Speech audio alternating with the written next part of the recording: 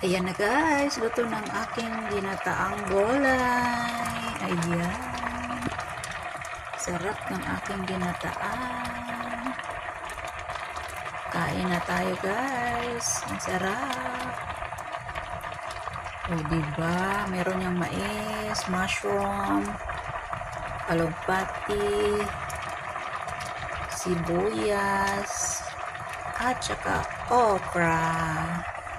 Tapos ang aking sahog ay dilis. Ayan, sarap. Kainan na. Let's eat!